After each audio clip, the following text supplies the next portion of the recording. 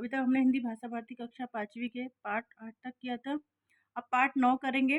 उसमें सबसे पहले हमारे आ जाते हैं शब्द। निम्नलिखित शब्दों के अर्थ पुस्तक में दिए शब्दकोश से खोज कर लिखिए। फायदा, लाभ, निरादर, अपमान, गुजारे, व्यतीत किए, आश्वस्त, विश्वास में लेना। फिर आगे आते हैं हमारे प्रश्नों के उत्तर दीजिए। तो पहला प्रश्न क्या है, रदिया की लड़कियों के क्या नाम थे? तो रदिया की लड़कियों के नाम रम्मो और कल्लो हैं, है ना। रम्मो और कल्लो ने पढ़ाई लिखाई क्यों नहीं की थी?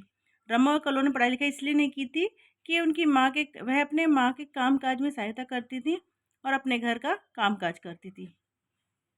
फिर तीसरा प्रश्न है, बाबूजी दोनों बहनों को क्यों पढ़ाना चाहते थे? तो इसका उत्तर है, बाबूजी दोनों बहनों को अपनी बेटियों की तरह मानते थे। वे उन्हें पढ़ा लिखा कर अच्छा इंसान बनाना चाहते थे।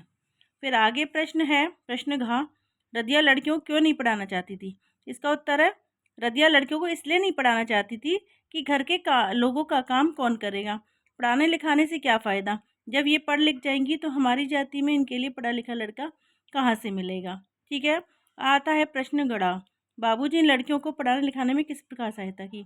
बाबूजी ने सुबह के घर के कामों के बाद दोपहर का जो समय बचता था उसमें दोनों लड़कियों को पढ़ा लिखा कर 8वीं की परीक्षा दिलवाई और दोनों पास हो गईं। उसके बाद अगले वर्ष 9वीं में दाखिला दिलाया। अगले वर्ष कक्षा 10वीं में रम्मो ने प्रथम श्रेणी में और कल्लो ने द्वितीय श्रेणी में परीक्षा में पास की और धीरे धीरे अध्यापक बन गई। इस पर बाबूजी ने लड़कियों की पढ़ाई लिखाई में सहायता की। ठीक है। और इसका प्रश्न है, रम्मो और कल्लो को शिक्षा प्रशिक्षण संस्था में किस आधार पर प्रवेश मिला? तो रम्मो को परीक्षा फल के आधार पर, कल्लो को परीक्षा फल और खेलों के प्रमाण पत्रों के आधार पर शिक्षा प्रशिक्षण संस्था में प्रवेश मिला। अगला प्रश्न है, पढ़ाई लिखाई करते हुए भी हम घर के कामों में किस प्रकार मदद कर सकते हैं? ये हमें अपने ओन वर्ड्स में लिखना है। हालांकि इसमें आंसर इसका ये रहेगा, पढ़ाई करते हुए भी हम घर के कामों में मदद कर सकते हैं, क्योंकि जिस समय हम पढ़ाई नहीं करते हैं उस समय हम भी रम्मो और कल्लो की तरह घर के कामों में मदद कर सकते हैं। अगला प्रश्न है, बाबूजी ने दोनों लड़कियों का जीवन किस प्रकार बदल दिया? तो बाबूजी ने दोनों लड़कियों को पढ़ा लिखाकर उन्हें अध्यापिका बनवाकर उनके जीवन को बदल दिया। अब वो अध्यापिका बन गई तो अपने पैरों पे वो खड़ी हो गई। अब है प्रश्न का, उसमें कह रहे हैं, निम्नलिखित कथन किसने किससे कहे हैं? क्या तुम पढ़ना लिखना चाहोगी? तो बाबूजी ने रम्मो से कहा। पढ़ाने लिखाने से क्या फ़ायदा, काम तो इन्हें यही करना है। तो यदि की माँ ने कहा था, क्योंकि जब वो उन्हें पढ़ाना नहीं चाहती थी, कहती थी पढ़ लिख जाएंगी तो उनके लिए लड़का कहाँ से ढूंढेंगे।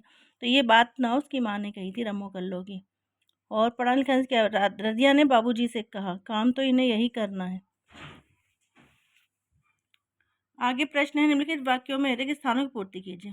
प्रश्न इसमें कहा है, बच्चों में भी उनके प्रति क्या था, अपनापन था, क्योंकि बाबूजी भी उन्हें अपना बेटी की तरह मानते थे, इसलिए वो भी उन्हें इसी तरह से समझती थी। पढ़ लिख कर रमो का नाम रमावती, कल्लो का नाम कलावती हो गया। घा है, रदिया इन लड़कियों को डैश क्यों नहीं भेजना चाहती थी, स्कूल विद्यालय, है ना।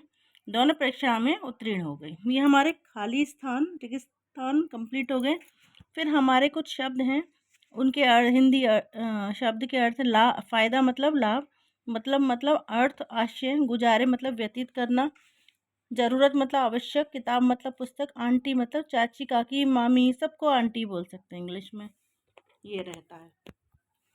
फिर आगे ये जो प्रश्न है, थोड़ा थोड़ा पढ़ाया लिखाया, ये हमें पाठ में से खोज कर लिखना है। ये सब कभी कभी पढ़ाई लिखाई ये आपको पाठ में से मिलेंगे। ठीक है, जहाँ जहाँ भी ये बोधक चिन्ह हो, उन्हें योजक चिन्ह हो, उन्हें हमें लिखना है। फिर आते हैं आगे मुहावरे। मुहावरे में प्रश्न है आपके पास, आंखें फाड़ कर देखना, काला अक्षर भैंस बराबर, बाजी मारना फूले नहीं समाना। तो इनका हमें सबसे पहले लिखना है आंखें फाड़ कर देखना। तो आगे फाड़ कर देखना मतलब आश्चर्य से देखना। इसका हिंदी प्रयोग हो जाएगा, हम कुछ भी वाक्य कुछ भी बना सकते हैं। तो यहाँ पर यह है, बांग्लादेश से भारतीय टीम मैच हारने पर सभी भारतवासी आंखें फाड़ कर देखते रहे। सेकेंड है, काला अक्षर भैंस बराबर, मतलब बिल्कुल अनपढ़। यह पुस्तक राम को मत दो, उसके लिए तो काला अक्षर भैंस बराबर। जो पढ़ा लिखा नहीं होता उसको हर एक अक्षर भैंस के बराबर ही लगता है। फिर है बाजी मारना, मतलब जीतना, मोहन ने फुटबॉल में बाजी मार ली। फिर अगला है फूले नहीं समाना, उसका बहुत प्रसन्न होना, कहते ना फूले नहीं समाना। तो परीक्षा में पुत्र के प्रथम आने पर समाचार पिताजी ने समाचार जब सुने तो वह फूले नहीं समाए। फिर आती है आपकी मैचिंग, इसमें आपको बताना है कौन कौन सा वाक्य सही जोड़े बनाने हैं। तो क्या तुम पढ़ना लिखना चाहोगी? तो इसमें क्या शब्द आ रहा है? तो प्रश्नवाचक हो जाएगा ये। यही काम करना है, यही काम किसने, ये एक साधारण वाक्य है, इसमें हमें कोई प्रश्न भी नहीं किया गया, ना ही हमें कोई वाक्य बनाने के लिए कहा गया। रविवार के दिन तुम दोनों मेरे पास आ जाने, तो बाबूजी ने कहा था, तो ये भी हमारा, ये आज्ञा दी थी उन्होंने, तुम मेरे पास आ जाना।